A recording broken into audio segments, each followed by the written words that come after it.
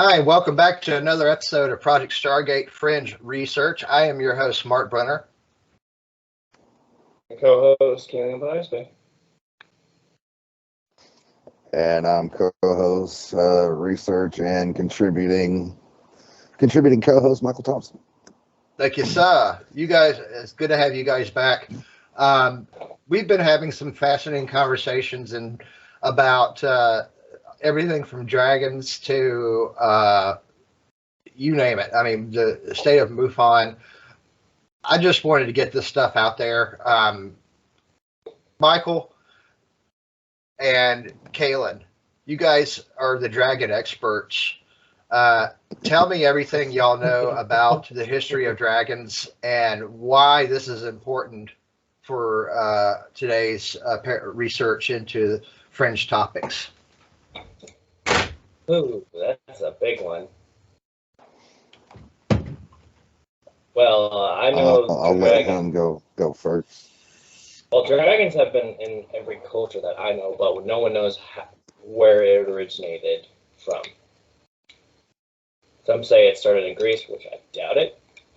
It could have started in Norse mythology, which some say Norse mythology is much older. But there's been saying that the typical dragon is four-legged, breathes fire, but it can also be two-legged, big wings. Even though it's a wyvern, it's still technically a dragon. But so let me stop you there for a second. Yeah, dragonoid. So there's different types of dragons. What you're saying, yes. There's kinds that actually have wings and fly around. There's kinds that don't. That have four-legged or four-limbed entities or creatures, rather not. Michael, are you familiar with what? Are you familiar with it? Are you familiar with this? Yeah, like wyvern, weavern, however you want to say it. Generally, drakes, like that, wormlings, and things of that nature. Eastern dragons, but that's a whole different topic. Yeah, Eastern dragon, immortal nope noodles, you know.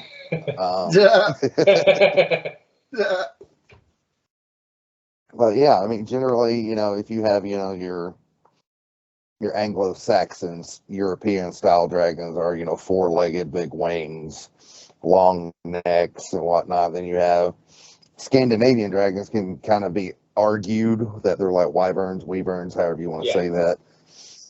Two-legged, like Smaug. Yes. In the Lord of the Rings films, but in the books, he's represented as a four-legged dragon. But, and Smaug was a pretty big beastie, but he's not anything in comparison to Alcaganalon that once he was slew. Are you talking about Lord of the Rings? Misty Mountain. Yes. Yes. Are you I was like, well, yes, I love Lord of the Rings. The moment you said that name, I'm like, oh, I know who you're talking about. Destination of the Alcaganalon the Black. And once he died, he apparently formed his spine is basically the biggest mountain range in Middle Earth. Dang. Supposedly. Yep. So. That must be a big dragon, bro. Oh, he's a big boy. He's a chomp. He's a big boy. And only the first to control him. Mm-hmm. I haven't watched Return of the King yet, guys. I bought the Blu-ray collection last year. The extended collection? No, I didn't get the extended collection. Listen, there's a reason. It's not. I'm going to watch those at some point, but I wanted to see the original cut of all 6 films. I started with The Hobbit. I didn't want The Hobbit to end. My wife sat through 2 of The Hobbits, and she don't usually like that stuff, but like I didn't want it to end. I was like, I cried at the end of one of them. I'm not going to lie about it. It produced an emotional response in me. But when we got to through the first Lord of the Rings, and actually, no, I haven't seen the last 2. Oh no. I think it's the last 2 I haven't seen. Oh no. Oh. We have to fix that. Yeah, I've got them. They're sitting in my living room. I just haven't had a chance to buy them. But that's where Smaug is supposed to be one of the big dragons. One. Mhm. He's one of them. He's like one of the last fire drakes from the north. fire drakes, Yeah. but he's considerably tiny of a fire drake, actually. Man. Yeah, like I was saying, like Smaug would be this big, you know. And the other Where dragons are bigger. Alcaganalon is like the size of my hand. Yeah. Hey, is Yeah. your you do know your camera's turned off, don't you? Right? Mine? Yeah.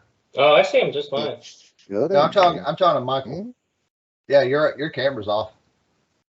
Yeah, it shouldn't be. I see him just fine. Hold on here. That's weird because I don't see him. Huh. I see my MT on here. That's weird. Oh well. We had this situation come up on another podcast where like you could see him on video when on the recording itself, but no, I couldn't see him. It's just weird. That's weird. I don't know. Maybe it's electronic interference. But anyway, big dragons and walking dragons. I didn't mean to get us off path. I got excited when he said smog. So And there's also go ahead. There's also Native American dragons too. I did not know that. Yes, they do exist. Every culture has a dragon. Wow. Are they the bipedal dragons? Let me double check on that. I actually have research on that. I wonder if they have anything to do with the ant people.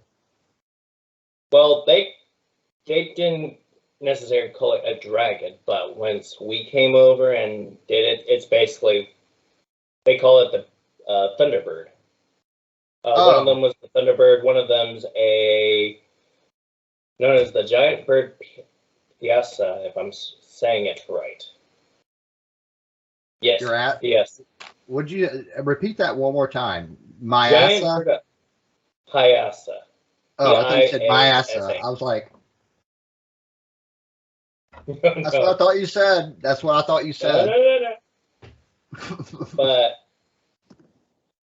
it's one of the dragons there.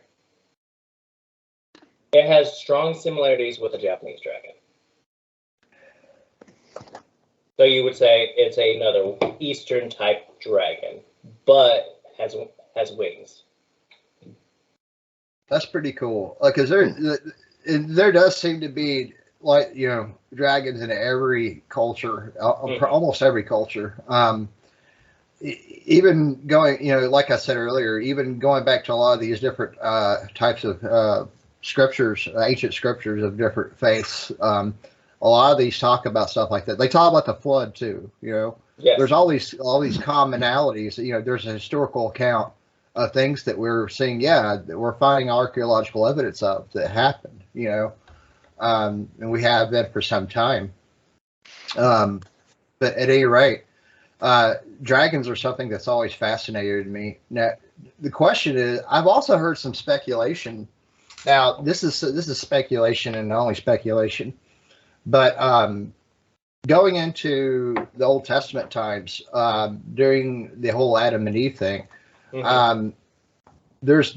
I've heard some people speculate that the serpent that approached the intelligent serpent that approached them during that whole debacle, what may have been one of these bipedal dragons, or these draconian, whatever you want to call them. I've heard Kathleen Martin talk about these, what they call the draconians. I've heard her talk about those. Do you think that these beings could have influenced different parts of history, or they could have been used by a higher intelligence to influence certain parts of history? What do y'all think? I'll start with you, Michael. I think so, because if you look into like Sumerian mythology and their history and even their myth, Anunnaki, even though they're represented as supposedly humanoid or whatever, but in basic Sumerian translation, this was Zechariah Sitchin basically pointed this out, that the Anunnaki were reptilian entities. Really? Yeah, they were reptilian entities. So when they came here and park the moon where it is. They came down here, and basically you had Homo erectus and things like that, but they were having the problems and everything because a bunch of them had come from Nibiru and all this other stuff to collect gold for their atmosphere. And when they got here and they started, playing with the genetics of Homo erectus, all of their people were basically, all the gods were reptiles, so to speak, and they were all reptilian individuals. So it's basically the whole Garden of Eden. If you go and you look at, Gnostic texts or any of the apocryphal texts, like the Book of Enoch, it states that, there were people outside of what was Eden, and those residential areas outside of what Eden was, because I'm guessing Eden was probably the ground zero for the prototypical Homo sapien through Adam and Eve, I would guess. Yes. That's what that, as far as Christian philosophy goes, most philosophers would agree with that. I think that that's what I personally believe, but to each their own, Yeah. But that fruit from that tree that they were told not to eat, because basically being engineered as a slave species for the Anunnaki, eating that fruit would give them the knowledge of the gods, basically, good and evil, right and wrong. Right. The ability to realize what's being done to them isn't cool. Yeah. So they ate that and became what they are. So yeah, it's probably a offshoot or enemy group to the Anunnaki themselves, because supposedly they had a bunch of them. Supposedly like the Apunians or something like that I think is what they're called. But the Anunnaki, and they had some Alpha Draconian entities that were not cool with them coming to Earth and stuff like that and messing with humans. So yeah, it's very possible that the serpent was an alternative race of reptilian or draconian species. That's very there's interesting. Other texts. Yeah. But then there's other texts too, like I'm not sure if you're familiar with the Talmud. Yes, I'm familiar. Yeah. In the Talmud, it details an entity called Lilith. Yeah, that's where I was going to go. I've heard of Lilith. You beat me to it. I'm very familiar with Lilith. And Lilith, being Adam's first wife, she says she's not going to, be subservient to him or God. So God kicks her out, and the angels that are set to guard the gates to the Garden of Eden, Lilith made her own garden outside of Eden, and she lacked one final fruit, which was from that tree. So on her way back into the Garden of Eden, the angel guarding the gates taught her how to hide herself from God. So she became a serpent and went in, and as soon as she goes to get this fruit, this is going to sound stereotypical and sexist as shit, but this woman sees another woman messing with her man. Oh no. That bitch going to eat that fruit. So fuck them both, pardon my language. If you want to edit that out, I can, or do you need to edit it out? That's all right. I'll edit. It's all good. Okay. Michael, you beat me to it. You beat me to it. Screw them both. Yeah. So basically Lilith was. I accidentally unleashed the F-bomb in a previous episodes, and I think we're all entitled to one, I guess. Yeah. As long as it's not, just beep, beep, beep, beep, beep, beep, beep, beep, Yeah. But, that'd be funny if we could edit it out with like animal noises. Or meow.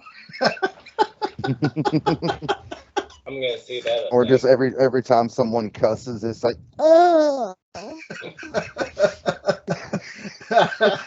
I'm sorry. Go ahead, Michael. You're doing. But yeah, I mean, that the point of view you had is right, and like I said, in the Talmud it details that as well. But yeah, go ahead, Kalen. Or Kalen? Yeah, Kalen. Kalen. Okay. All right. Go ahead. You beat me to it, Michael. I'm sorry. I'm sorry. I was gonna say the exact same thing. Yes, Lilith is actually pretty much the best thing I could think of. We could say Lucifer, the fallen angel who turned himself one, was the first dragon that basically did that. There's also other texts of dragonoided people. I just can't think of what those people are called. It's known in Greece, mostly. I know there were the pre-Adamites. Yeah, the pre-Adamites is what I'm thinking.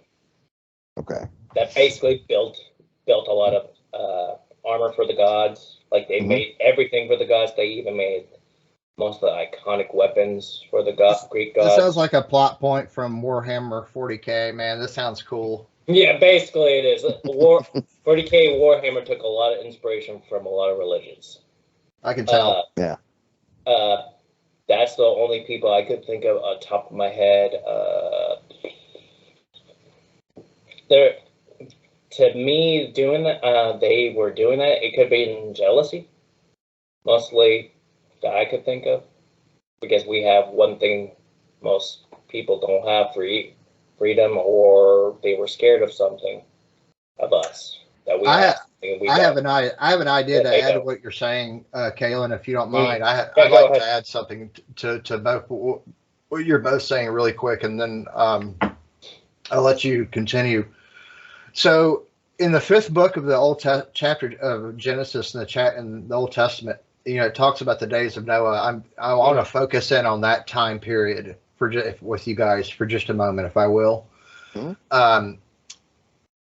I see some similarities on what's going on, what transpired back in there, because I do believe that this is an historical account. This isn't just alleged. I believe that this stuff really happened, and because like I said, we have archaeological evidence here all over the place to support this. So now that I got that out in the open.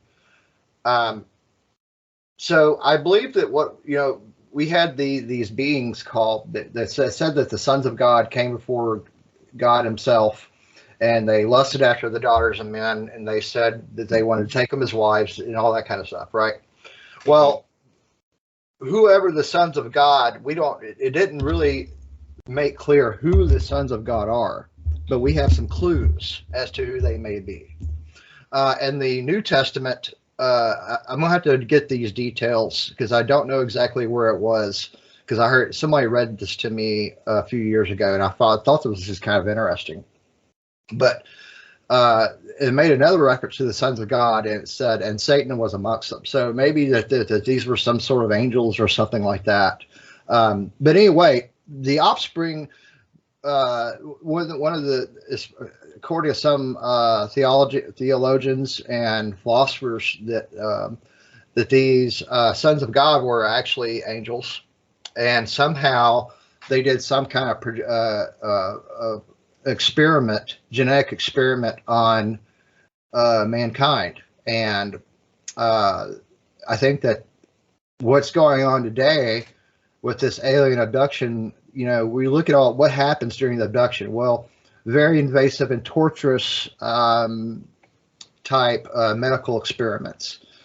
People are often seeing what looks like a half human, half something else. But what if they're trying to recreate or rehash what happened in the book of Genesis? I'd like to get both of your opinions on that, and I'll start with you, Kalen. Well, that's interesting. If they're trying to do what happened back in Genesis, tried to bring back... Or in other words, a new type of Nephilim. Are they trying to create a new Nephilim? Go. That is dangerous. A new type of Nephilim.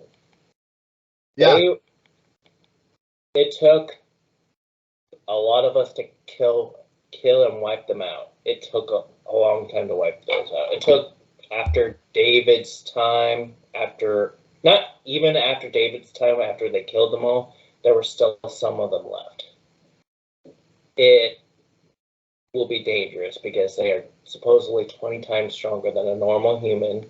They're taller, smarter, and supposed to be like that of their angel or higher powerful entity parent, and supposedly ancient magic and forbidden magic. So that will be, if this is true, that is dangerous. Very dangerous. Definitely, and also the sons of God could there so a lot of the references to other beings they don't not necessarily angels. They could also be something kind of in the middle, like ECs or another type of being that I've heard whisperings about over the years. That's not really AT or angel. There's something completely different. These beings could be a host of different types of things. They could be. I think that in creation, thousands of years ago or millions of years ago, whatever it was, I think that a wide variety of different types of beings were created in this physical that can operate in and out of this physical matrix we call reality. That's what I believe. But Michael, I want to hear your take on all this. Go ahead. What you were talking about just there before I get into that sounds a lot like being six, is what that is. Basically, what being six is an entity or entities that are a collection and manifestation of multiple levels, layers of consciousness given form in one shape or multiple shapes. There's a guy, I can't remember exactly who it was that talked a lot about him or that, but if it pops into my head, I'll get into it. But talking about the recreation of the Nephilim, well, like he says, I believe it would probably be very dangerous as well.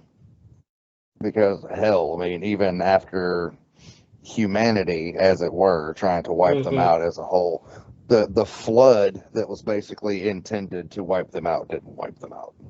Not entirely, because a quarter of them, another quarter of Son of God's fell. But I mean, technically, if you think about it, generally all of Homo sapiens as a whole collectively has different seeds of different genetics from different species that exist outside of Earth, which is why we're all different, but at the same time, trying to recreate something like that's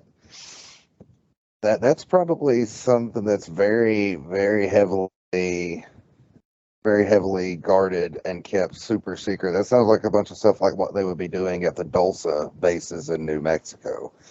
Because the bases in New Mexico at Dulce especially seem to be the wonderland or grand mecca for all things hybridization. If what we hear about Dulce is true, I think you're absolutely right, Michael. I think that this may be one of the venues that they're doing this stuff, because I think that I'm not sure how much to believe of.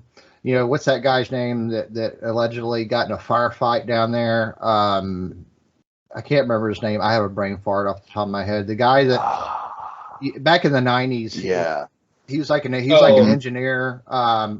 His name escapes me. It'll come back to one of us here in a minute. But I think there is some truth to Dulce. I definitely believe there's something going on. The evidence is almost. The circumstantial evidence to support it is overwhelming. We just don't have the smoking gun of catching evidence of a helicopter going into the top of that mesa. I just find that interesting that you mentioned Dulce, because I do believe that could be a venue, one of the venues where some of these sick experiments are taking place. Yeah, not to mention that there's a lot of what they're using to make as vessels or containers for AI. For artificially intelligent entities and stuff like that. They're a lot of that out of their They're calling it like techno organics or something like that.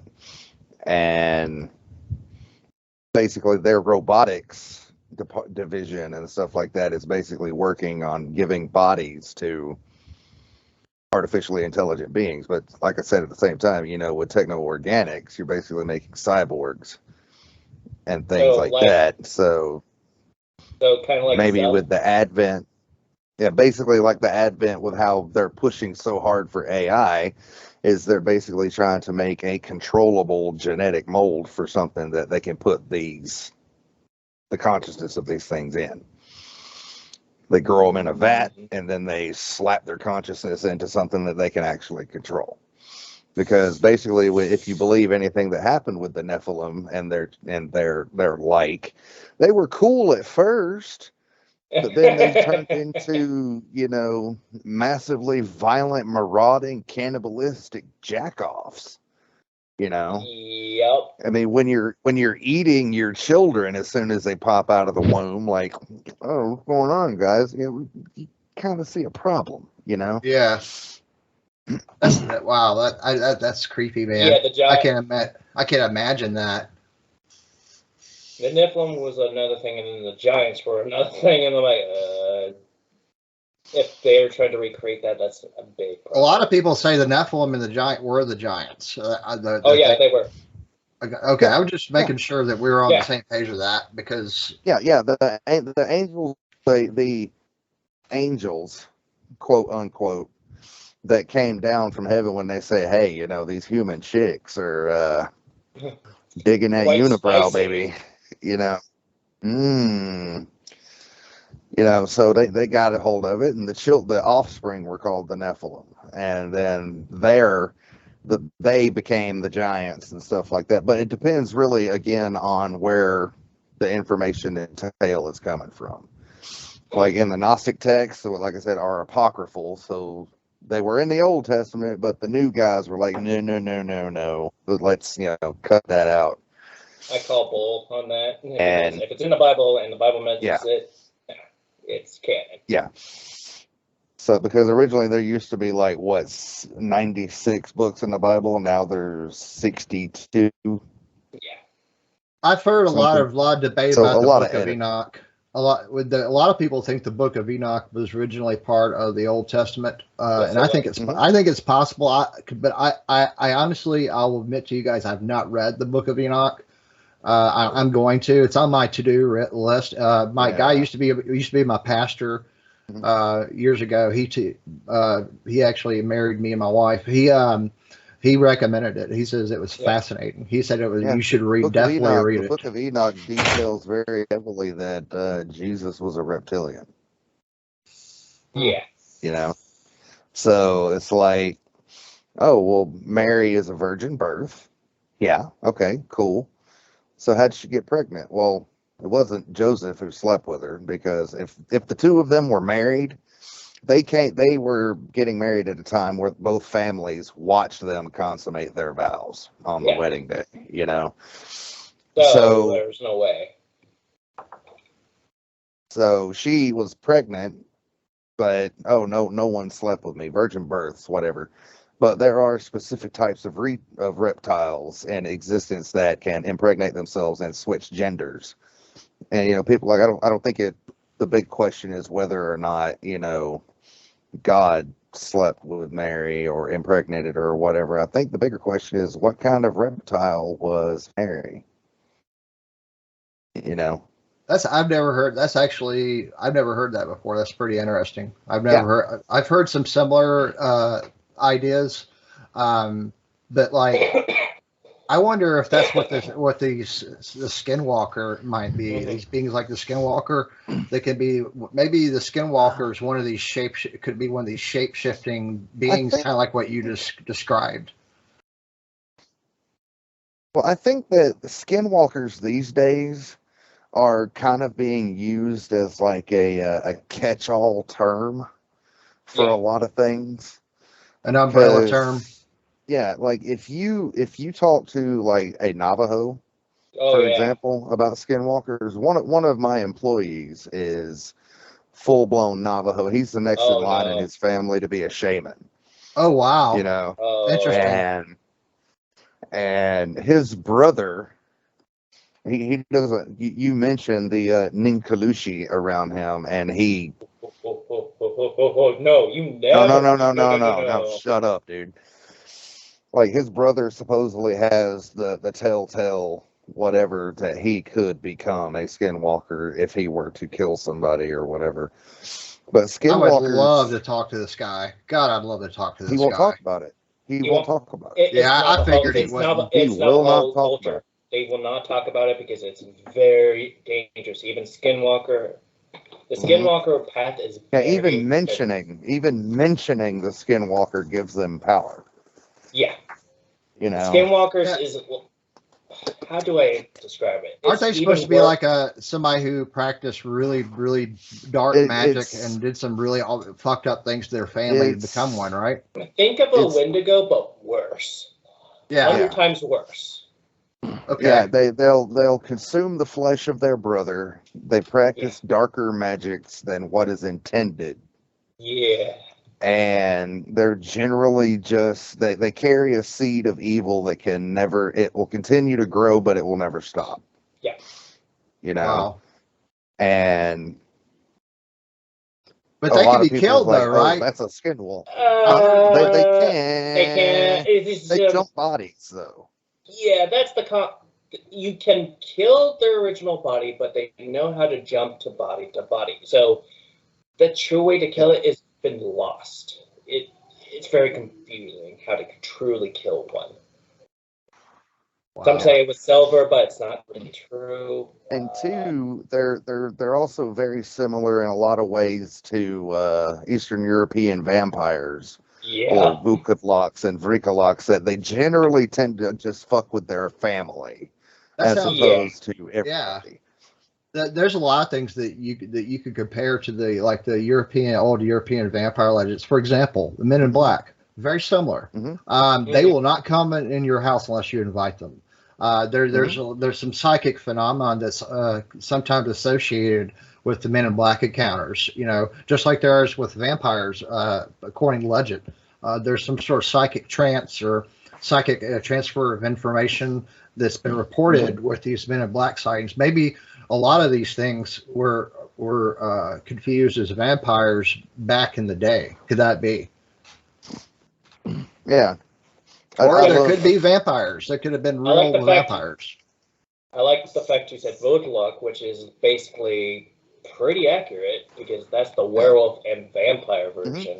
Yeah, like if in life, if you were a witch or a werewolf when you died, you became a Vrikolak or a Vukatlak or a Vrikalichi or you know, I mean, hell, That's think of it this way: Scandian. you wanna keep a vampire away from you, put a bowl of poop in front of its grave. It'll eat it and leave you alone. Yeah. Or gold. You really want to stick it to them? Get 1,000 grains of rice and throw them all but one at it, and it'll continue to stop everything that it's doing, and it will count every single one of those fucking grains. And it will not Yeah. stop until it gets the final one that was supposed to have been thrown at it Wow. until the sun comes up, and then it'll run and get back in its grave. Yep. Or I think that's you can do the classic. Asian. Yeah, Jiangxi are kind of like that too. Jiangxi Yeah. and Wu Shin, I think is what they're, or Kyuketsuki in Japan are what they're called. And then there's the vampire with the Y, which are those Hey, are flesh eaters. this is a good place for us to stop and take a quick break. Let's take a Yeah, man. quick break. When we come back, let's continue this conversation. I'm fascinated by all this. Let's take a short break. And Okay. you're listening to Project Stargate Friends Research with my co-host Michael Thompson and Kalen Bice Bay, and we'll be right back in just a moment and continue this fascinating conversation. All right, welcome back to Project Stargate Friends Research. I'm here with my co-hosts, Michael and Kalen. Welcome back, gentlemen. During the break, we were talking about some of our favorite, just trivial stuff. I am quite the David Lynch fan, but I've never seen Mulholland Drive. That's the only movie of his I have never seen. Kalen, have you seen any of? any of David Lynch's stuff? Have you I seen have. Twin Peaks? Yes, I have. Have you seen Twin Peaks: The Return, which is I also have not called Season seen- 3? Wait. There's another one? There's Twin Peaks: The Season 3, or it's called The Return. Also, it is the Season 3 that takes place 25 years later. In the show. There was the movie Fire Walk with Me. Yeah, you got to watch the movie. The movie connects everything together. Like literally, it connects everything together in a brilliant way. I'm guessing. Good. So you've seen the movie. You've seen the first 2 seasons. I'm assuming, correct? I didn't know there were seasons. I just saw the movie. Oh, the movie's only. It's just a movie, dude. You need to watch the entire series. Oh my gosh, I didn't know. Yeah, the movie's like a Cliff Notes. It is, but it also ties everything together. Even the season 3 that hadn't been made yet. Yeah, I'm gonna have to go watch that now. Yeah, I'm a big fan. David Lynch, he walks the line when his filmmaking is not like anybody else's I've ever seen. Yeah. He walks the line between reality and sometimes dark fantasy with a sense of humor involved with it. He has a very unique sense of humor. The characters are unforgettable. Mm-hmm. I love his movies. I like The Lost Highway is another great one. We were just talking about that on the break. The Lost Highway is an unbelievable movie. I've watched the movie about 4 times, and I still am trying to understand what's going on with the woman in the movie. Is she switching realities? What's going on here? I'll be watching that movie another 1 or 2 times just to understand what's going on. I find myself doing that with David Lynch. I've watched Twin Peaks, the entire series, about 6 times. And each time I watch the show, I pick up new shit that I didn't learn in the previous watch there. That's usually what happens. You're like, oh. Yeah. But anyway, Twin Peaks, great show. I own all of them. I own the entire series on Blu-ray, including the film. I've got the new release of the film. Don't let your grandma watch it or your little kids watch it because it's an adult show. But, well, I don't have kids yet, and my parent. Well, I know my mom doesn't like scary movies, so no. It's not really scary. I mean, there's paranormal elements in Twin Peaks. It starts out as a murder mystery. Yeah. Who killed Laura Palmer? Yeah, who killed Laura Palmer? She was like the homecoming queen. And this FBI agent, played by Kyle MacLachlan, shows up in Twin Peaks. And he starts investigating the murder. And as he's investigating this murder, not only does he discover a bunch of dirty laundry of the people who live in the town, but things start getting weirder and weirder and weirder. And you get all this parapsychological phenomenon going on, like him having clairvoyant dreams about another dimension and the murder victim, and a character, a 10-foot tall character named they call the Fireman. It's just really, it gets weirder and weirder and weirder as you watch the show. It's like a Silent Hill-esque type of series. Just a little bit, but more in depth. It's not like anything you've seen. Michael, is he off on that, or it's just different?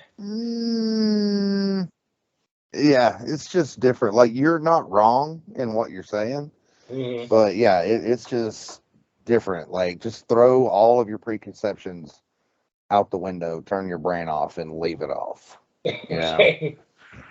Like in the first couple of series, you want to start with season 1, which is like 8 episodes, I think, and you want to watch the first season. Season 1 came out in 1990. Oh wow! Watch season 1, and then watch season 2, which is a lot longer. It's about 18 episodes, and then watch the movie, and then watch Twin Peaks: The Return. People hail episode 8 of Twin Peaks: The Return, specifically episode 8, as David Lynch's best film ever made. Like they say that that's his bona fide masterpiece. Well, David Lynch is a great director, and I still want him to direct Cthulhu. I think he could do it. Yeah, he probably could. Cthulhu stuff. But anyway, Speaking of Cthulhu, I'll let you finish what you're saying first. Go ahead, Michael. Have you guys been watching Netflix at all? There was a show that came out called Guillermo del Toro's Cabinet of Curiosities. I heard about that. Oh, Is that in the Cthulhu universe? There's a couple of episodes that are direct adaptations of Lovecraft, like Dreams in the Witch House and Pickman's Model. But the rest of the other stories have very, very, very distinct reference to Cthulhu in a lot of ways. So the second episode is called The Graveyard Rats. And underneath this grave, it's about a guy who's robbing graves and selling jewelry and stuff like that. But he starts noticing that a lot of the bodies are getting torn into by rats, you know. So he goes to, like, a general or something dies, and he's sent to the grave with this commissioned sword, which is inlaid with gold and diamond and mother of pearl handle and all this crap. So he goes to rob this guy's grave, and he sees it getting drug into a tunnel. So he's super claustrophobic or whatever, and he goes after the body, only to encounter a gigantic albino rat creature that is eating the bodies. And he goes further in, running away from it, and he comes across a ritual with probably a 15 to 20 foot tall Cthulhu statue. There's like the overseer of the ritual's corpse or whatever on one side, and it's got a really elaborate, Cthulhu Dagon-ish looking necklace and stuff like that. Like there's a Necronomicon on the ground and all this other stuff. And then a couple of other ones like directly poke at, Cthulhu, or in passing, like paintings and things like that of Cthulhu and various other mythos entities. Mm-hmm. It's pretty neat. But if Del Toro has his way, hey puppy, if Del Toro has his way after winning Best Director with The Shape of Water, which was a fantastic fucking movie. I don't know if you've seen it or not. But if Del Toro has his way, he says that he will have At the Mountains of Madness made within the next 5 years. What? Yeah, he's been trying really hard to get At the Mountains of Madness made. But it was supposed to be made around the time that Prometheus came out. But because there's a lot of similarities in the story between the two, like the genesis of humanity and things like that. That's gonna be but yeah, he's been trying very hard to get At the Mountains of Madness made, and like Universal is still very interested in making it, but at the same time they don't know if they can hand him $170 million to make a movie. Yeah, oh, why not? That's nothing. Have you heard of it, Mark? No. When you have the chance to read it, it is intense. It's one of those ones that will blow your mind just a little bit. I will. I will definitely check that out. I want to get back to a little bit back to what we were talking about earlier before the break. So they're in the Uinta Basin where Skinwalker Ranch is. Now, that area is a big Mormon community. It's been a big Mormon community since they settled there. I don't know what the time frame that they actually got there to settle, but it's a big Native American area, and it's also a big Mormon community. And I find that interesting, and I want you to make a side note of that. So anyways, a lot of places, I noticed when a connection over the years with frequent UFO activity and big Mormon communities. I don't know what the connection is, but there was a Mormon temple built. I heard this testimony this guy gave, where they were building a Mormon temple, and in the basement, a bunch of people were running out of the basement screaming because they saw what looked like reptilian-looking dudes walking around in the basement. Are these things coming from underground? Could they be? Because a lot of testimonies of people who have cited the reptilian beings, whatever or whoever they are, a lot of people have said that they come from underground, and they would witness coming from, or they could only be coming from underground. I want to get your thoughts on that, Michael. Let's start with you. Yeah. Because again, going back to underground entities and things like that, reptilians in the lore of ufology and things like that are not just centered on being a galactic or stellar or interstellar race. There's also the idea that there are native entities that are reptilian on Earth. Like I was mentioning earlier before we started recording about the guy that in Canada at the Natural History Museum there, when he was talking about, Homo saurius, and that, primates were not the only thing to branch off on the evolutional into humans as we did. So, of course, with the Ice Age and things like that, mammals, of course, would, survive that with fur and things like that.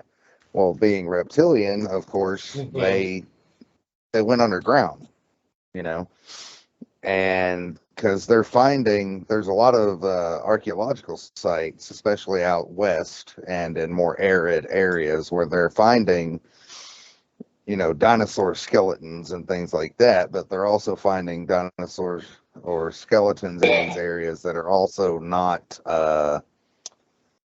limited to being, like say a velociraptor, for example.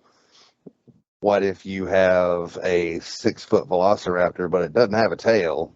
It has the, the digitigrade legs, but it's got regular arms. It has its head. Its back is straight and has a smaller head, but it has the 4 fingers and opposable thumbs. Humanoid. Yeah, it's anthropomorphic, humanoid or anthropomorphic. So it's very likely, because a lot of the scientists that came over during Operation Paperclip, when they brought all of the German scientists over from Nazi Germany to help, the U.S. with their space program and stuff like that, Werner von Braun stated very clearly that, yeah, we had a lot of help from not only friends from outside the planet, but we also had help from people, from entities that are very much earthbound, but they're not human. And a lot of the stuff that they were talking about, that like the entire Vril Society is based around reptilian magic. I know specifically reptilian. That's interesting. Yeah. I just learned something new. Yeah, so a lot of their technology and everything came from supposedly a supposed reptilian source. So, wow.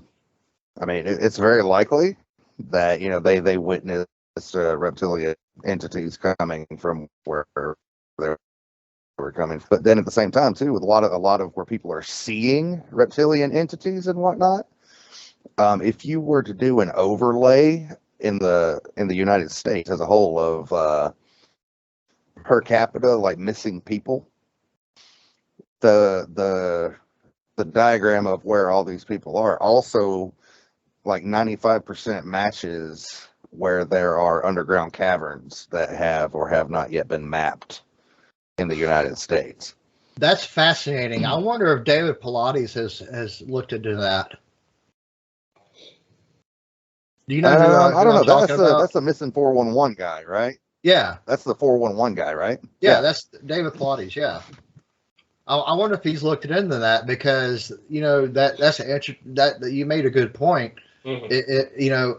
I'm sure he is. I know that there's a lot of things he's discovered. Where these cluster spots are, like the granite. There's a lot of times there's a lot of granite. There's water nearby, and a lot of the places are like mountainous. So God only knows, there could be underground. I'm sure there's truth to what you just said, Michael. A good point.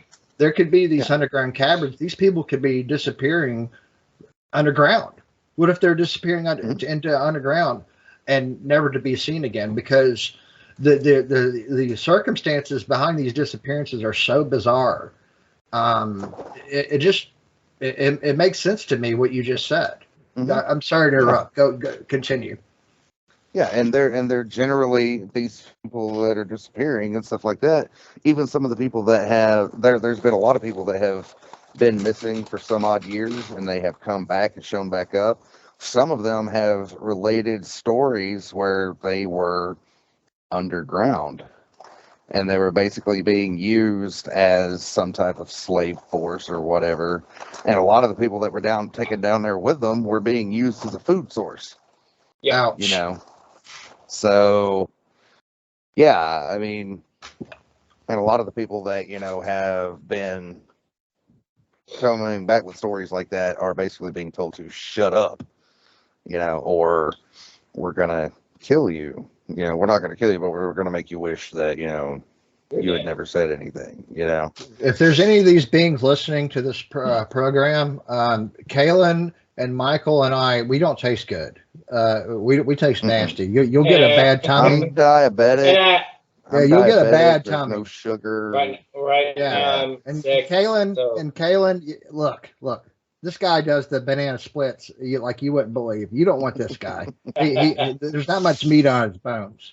And me, I'm just and if the mantis that ate my Cinnabons is watching, if the mantid that ate my Cinnabons is watching, you've got to go into that story.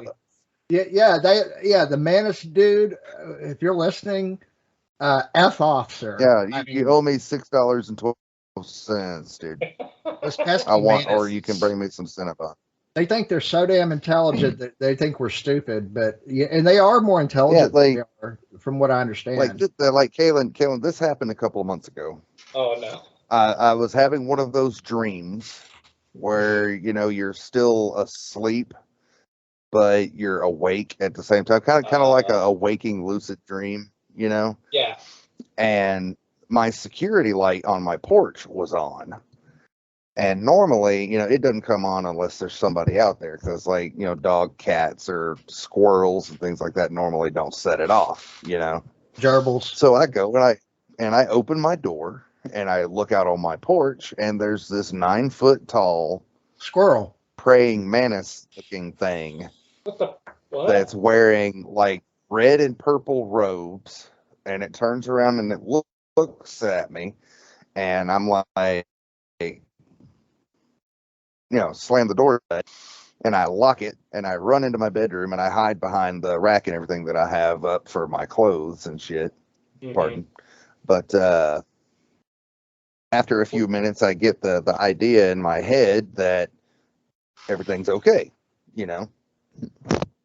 So I walk back into my living area, and it's standing inside my home.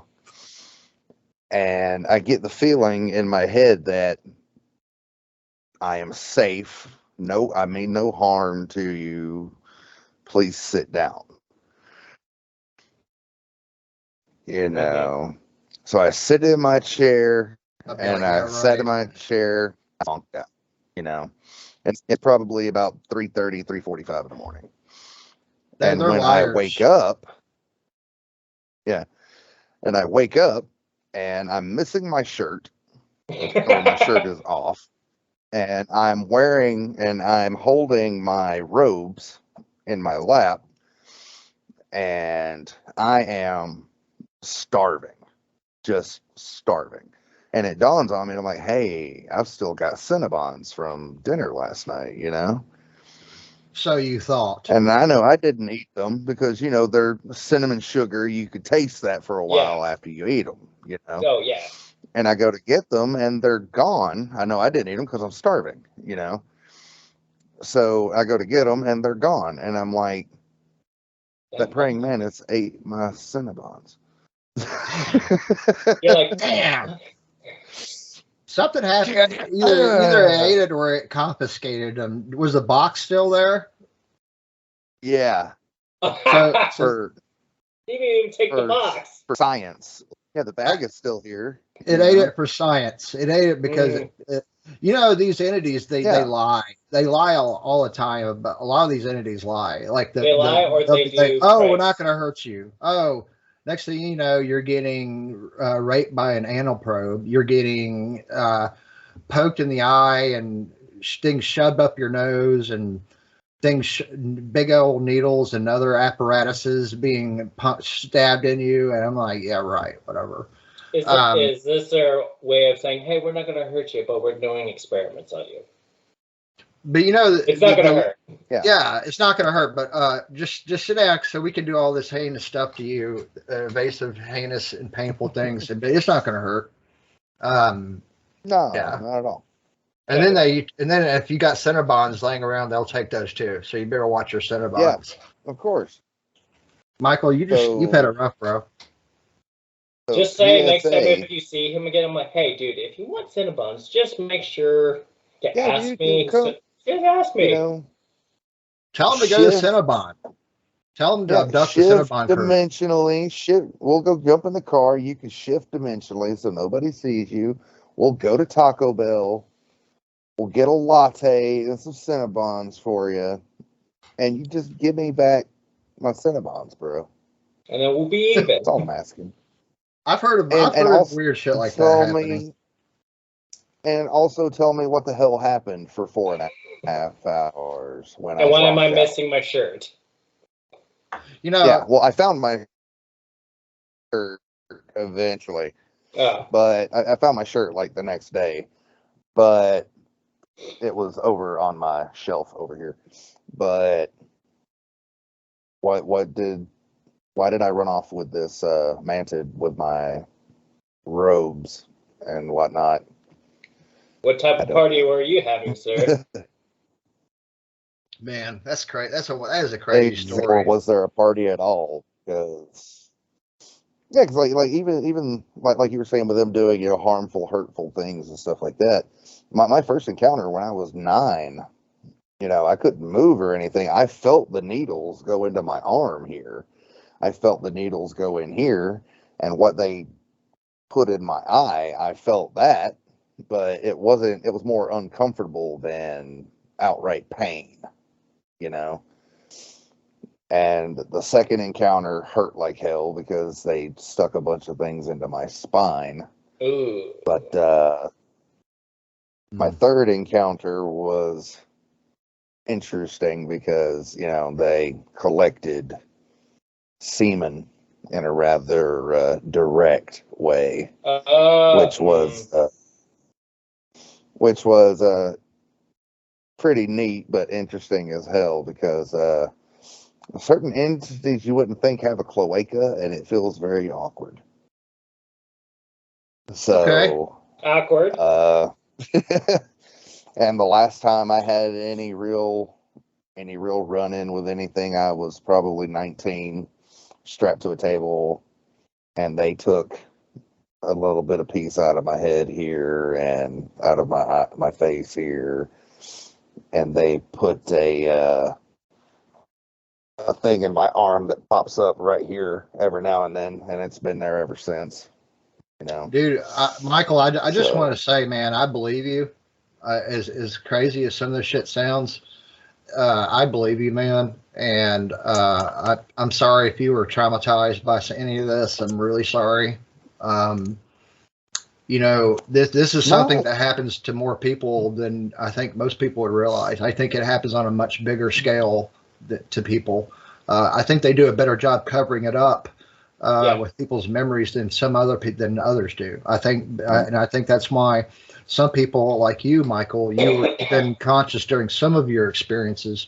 I've been conscious during a couple of mine that I vividly remember, but there's other times that I know something happened I know I had missing time with and without other family members and people involved.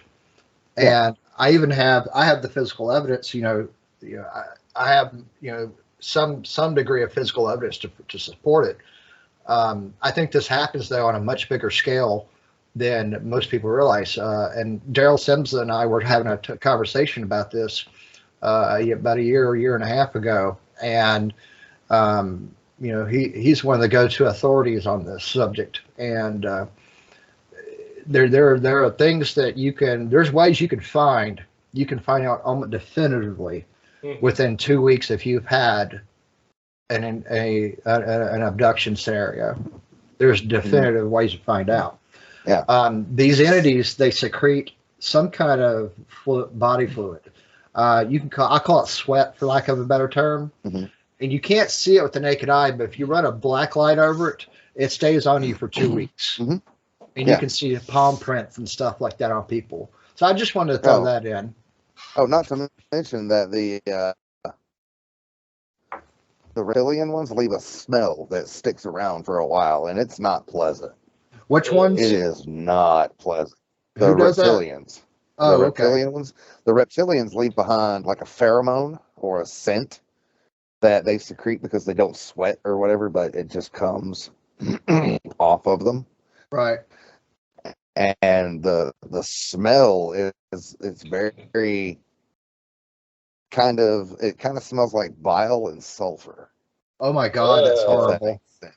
Yeah, because and it's not overpowering. It's not as overpowering as when you're present with them. Like I said, when I was 9, I had the 2 taller entities that were taller gray-like entities, and there were 2 reptilian entities in the room with me as well.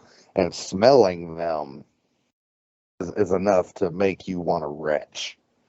Yeah, I've smelt them one time. Say anything. The one time when that's one of the few things I remember about my conscious experience with what I think was one of the grays, or 3 of them. And I smelled something that smelled like, I remember this, I've had situations where like I'd wake up in the middle of the night and sensing a presence in the room, and I had this smell of like dank, dark or wet cardboard and sulfur. It's just really strange combination.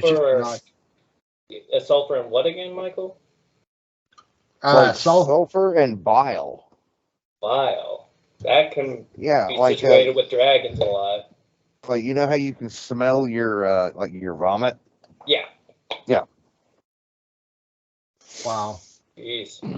Yeah, and the gray entities that you encountered, Mark, like, do you remember distinctly what more they looked like, or were they short? Were they taller? So I went into some detail when I was interviewed on Spaced Out Radio and a couple other shows. I talked about it on the Chad Smith podcast as well, but the ones I saw when I was really little, down in South Mississippi in my grandparents' basement, were about 3.5 foot tall. They're wearing like what I can describe now. I call them druid cloaks because that's what they remind me of. They were kind of like a dark maroon colored little cloaks, and they are wearing the hoods over their head. So I can make out some of the facial features of these things. I remember they were just barely tall, about as tall as the bedpost at the end of the bed. I remember that's how I could gauge them. So they weren't very tall. I think those things are like the worker bees, I think they're biological androids. Yeah, like Evans. Yeah. I think similar to the ones that they picked up at Roswell. Yeah. Yeah, okay. I think that those guys, the evidence kind of points towards them being like a worker bee, like a non-intelligent, but just designed to follow orders to a T and drag your butt out of bed at the middle of the night, drag you out of your car in broad daylight to do whatever to you. And I think that's what they are. They're basically foot soldiers. They have nothing. Yeah, exactly. Yeah. Wow. The Evans, and reptilians, if there are any, are kind of the ones watching over the Greys to make sure they don't screw up. Mm-hmm. It always seems like the insectoid entities are usually the ones that are the big boss, the El Jefe. There's definitely a group, hierarchy. I think the tall grays are above the short gray. I think that those are the tall ones are actually fairly intelligent, at least maybe more intelligent than we are. I think the Manus guys, I think those guys seem to be based on eyewitness testimony, that those generally are the ones calling most of the shots. And then there's something above them, and only very few people know what else is involved with this. And this is where it gets a little. Usually the insectoid and the Nordic style, like Pleiadian species, are usually the head honcho, higher up guys in charge of everything. But go ahead. Some say that the higher ones, the guy we interviewed, I forgot his name, were dragons, in a sense. Yeah, like and then you have the alpha conids and stuff like that are. And there's a lot of people that have talked about this. I think I think his name was Corey Good, is his name. He did like a 20 and back program with a secret space program, where he was talking about how we have our regular reptilian anthropomorphic humanoid entities, where then you also have reptilians that look like straight velociraptors. And then you have some reptilian species that are the literal spitting image of straight up dragon men, or they're 20 to 30 foot tall, literal dragon entities. But they generally don't tend to, they tend to not come down here very much. But they're like fourth and fifth density creatures. Yeah. Outside of what would be our third density wavelength and frequency. The only ones that I could think of that could stay is the Eastern dragons, which in mythology they can shapeshift and be known as politicians. Yeah. Wow. And a lot of the reptilian species use either genetically bred into them, like chameleon style. Oh yeah. Camouflage, or they're literally able to physically change their bone structure to match what they interact with. Yes. So I mean, but like with David Icke, he talks about them being extra dimensional. So like when they come into our dimension, they have like a mask, like a digital mask, like a cloaking system. And the system will kind of fidget based on the frequencies and wavelengths around them, or they're full-blown gigantic lizards that are like saurian in size and everything else. So back with his idea of dragons and stuff like that could very well be where we got them. Wow, this has been really fascinating, man. I don't get a chance to just have random conversations about the subjects like this. This is where I've learned actually quite a bit from you guys today. Let's take one last break, and when we come back, we'll wrap this conversation up, and talk about the end of the year and things that are there to transpire next year when we come back. You're listening to Project Stargate Fringe Research. We'll be right back in just a moment.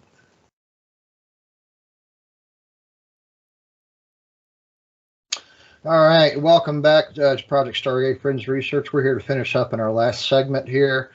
Michael and Kaylin are with me today, and we've had a fascinating conversation about the reptilians and different things that have been impacted by these entities and what they are. Let's continue what we were talking about, but you guys were talking about this before. Go ahead and continue. Okay. You want to go? Yeah, sure. My thing with the reptilians is there's been saying about underground caves that we found that have full of life. So Mhm. it's obviously like, yeah, there's life underground. We just can't find it, or they're hiding themselves very well. And plus, there's a reference to Tartarian. If you don't know, it's a big empire supposedly that was between Russia and Asia that give you a big understanding how big it is. Saying that there were a lot of other people, there were even wolf-like creatures, human-like, but they were cannibals. So similar. Did you say wolf-like creatures, Kalen? Wolf-like creatures, yes. Like Dogman or werewolf type creature? Dogman, wolf-like creatures. They are. Okay. Let's just say they love their own people, but when they see someone like us, we are not friendly. We are considered food to them. So that tells me that the reptilians are similar in a way, and these wolf-like creatures are another one. I don't know if they're somewhat allies or throughout the ages, because we might have forced them down underground. But that's up more evidence that we have to find, because there's been a lot of reference like werewolf sightings, so it could be that these wolf-like creatures, humanoids, are these. Oh, especially up north with like the, because generally Michigan, Ohio, Canada, Idaho, Missouri, a lot of those places, they have tons of dogman sightings, and they're generally in, you know, lesser known, less traveled places. But at the same time, again, like I was mentioning earlier about the missing persons with the 411 and stuff like that, of the cavern systems that are in those areas have tons of cavernous regions underground. So there's really no telling. And a lot of people, they go in far enough and they go, oh, there's nothing freaking here, and they just don't want to go any further, you know? Yeah. Or they start getting that feeling of, oh, I don't feel too good about this right now, George, you know? Yeah. It's some of those people are like, their inner instincts like, turn back. I think all of us have that. I think all of us have. I think it's a psychic ability that we all have. I think that, yeah, definitely, man. This is why I'm trying to learn like chakras, how to control, because maybe these creatures already have mastered a lot of stuff that we have not mastered yet, or we used to master it, but we've lost that information completely. Yeah. Because they said Tartarian was highly advanced to the point where we were already like owning flying machines. We've mastered steam and electric already. But for some reason, they disappeared. Yeah, I mean, the same thing with like the Mongolians, you know. Yes. The Khans apparently descended from the Tartars and the Tartarians. And Genghis Khan, he wasn't Asian at all. I mean, he was a really big honking white dude. Yeah. You know? There's actually a drawing of him. He had red hair and blue eyes. I'm like, that is not an Asian trait. That is more a Celtic trait. Yeah. Oh.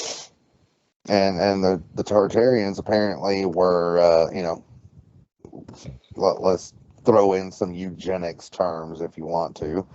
They were very caucanoid. They were white dudes, you know, and supposedly they too came from the Ariani and things like that, which, you know, apparently if you go into the Agarthan theories and stuff like that with underground civilizations and stuff, again, going back to Admiral Byrd with his North Pole, South Pole holes in the earth and stuff like that. Even the big hole in the South Pole that they're talking about now that just has been randomly showing up and being airbrushed out on Google Earth over the last couple of weeks. They have a no-fly zone over it too. Yeah. Apparently. Yeah, and then if you Google Earth it, you can obviously tell that the wait, you know, let's scrub that out again, you know. Yep. And then there's Antarctica, which I have a big issue with. Mhm. Like, we can't go beyond it because it's so dangerous. I'm like, to the point where we have this technology that can keep us warm enough just to survive in that cold. What are they hiding? What are they hiding that they're that afraid? What are they hiding? Mm-hmm. They're also talking about the possibility that we're looking at the possibility of another pole shift here in the next 50 to 100 years. Mm-hmm. And global warming. Well, no, it's just because the planet is getting ready to flip again. Doesn't matter. And things are thawing out, but the more you can't hide everything. Yeah. Because there's stuff thawing out now in Antarctica that they can't hide it forever. Like I think it was here a couple where in Politico that they were talking about the fact that they've apparently found ruins under the ice in Antarctica. Mm-hmm. So they can't hide it forever. Now there's a massive structure that they believe is a pyramid up in Alaska underground. We had Mike Rick's special guest Mike Ricksecker from his show, the Alaskan Triangle, that's on the Travel Channel. We had him on early this year, and we talked about that, and it was fascinating. There's definitely something down there underground. This could be the first civilization area. It could be. Yeah. Could be. Oh, did you guys see where apparently they have found a 500-mile structure under the surface of the moon? No. Oh yes, I heard of that. I didn't hear about that. What, that's really making me like, oh. How did they discover it? Seismograms and stuff like that.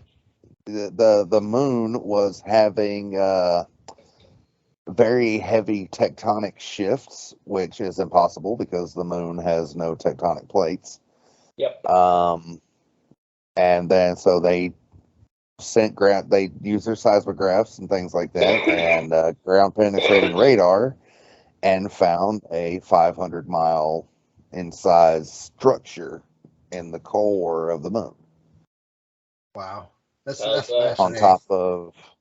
on top of their Goldilocks zones, where there's apparently atmosphere within pockets of craters on the moon and such. And I'm like, but there's no atmosphere on the moon. Oh, but there's atmosphere within these craters at certain depths.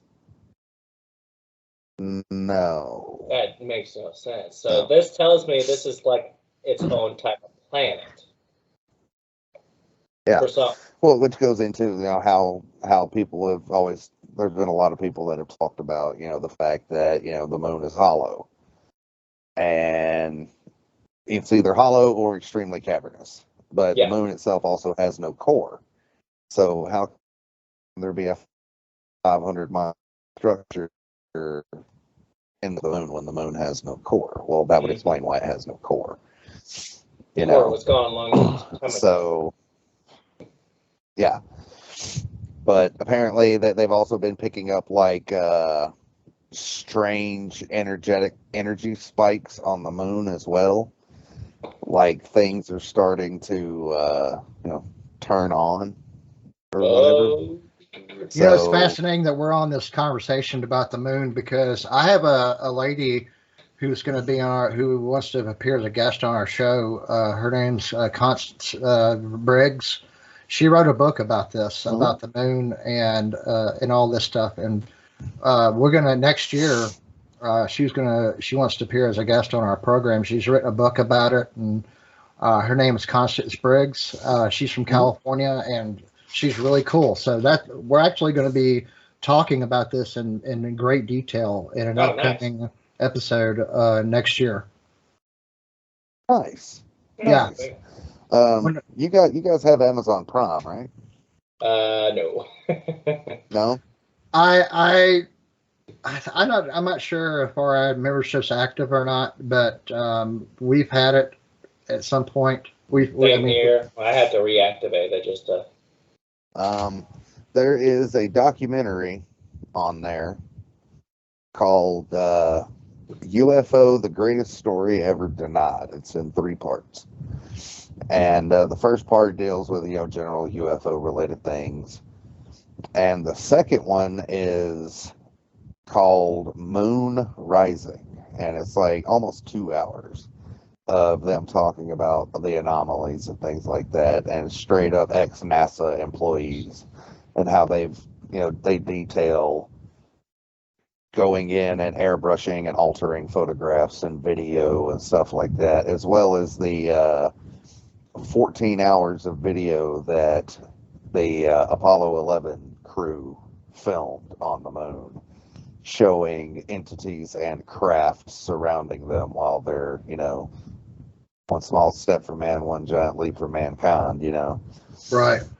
And the 10 hours of dialogue that they had between them and Mission Control about being followed and all kinds of stuff. It's kind of chilling. We have a lot of stuff that's in the works for next year. We had Dr. Melvin Morse, with us not too long ago. Oh yes. And he wants to do a remote viewing experiment, and set it up.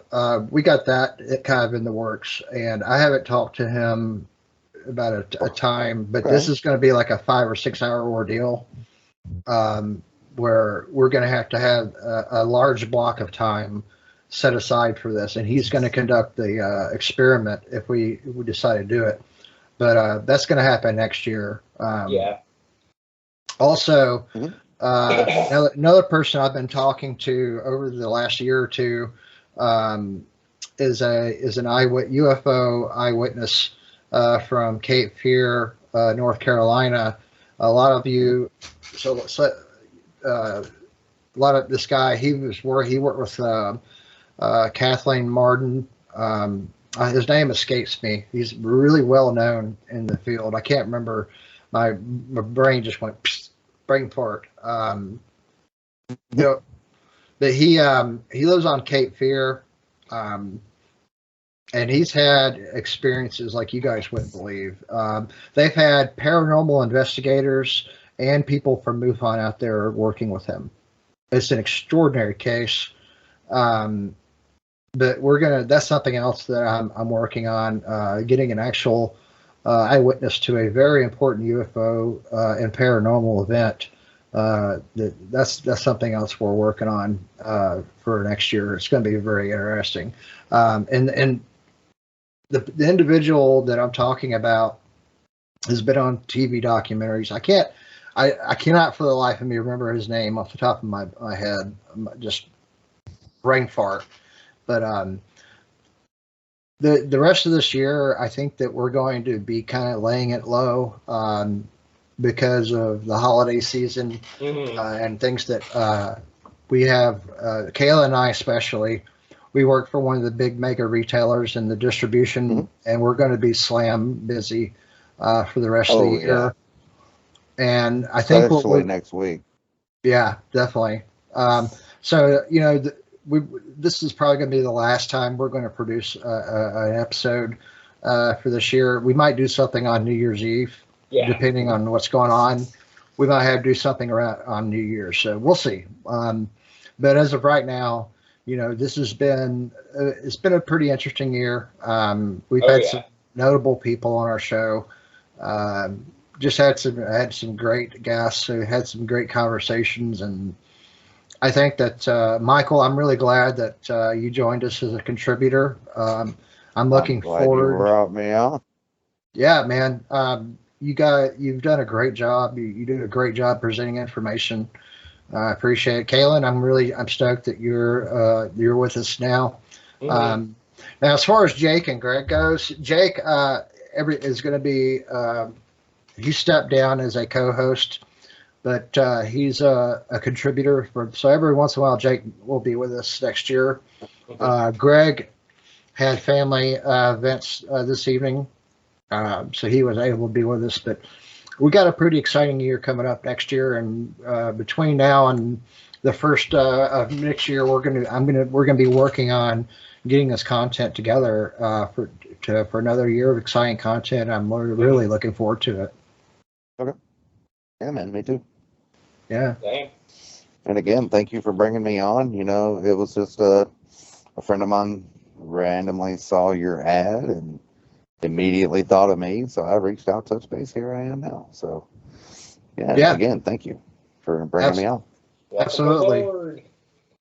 Yeah. But anyway, that wraps things up for today's episode. If you enjoyed this episode, please hit the like and subscribe button. It'll help us out a lot. And until next time, stay spooky. And you're listening to Project Stargate Fringe Research. This is your host, Mark Brenner, signing off.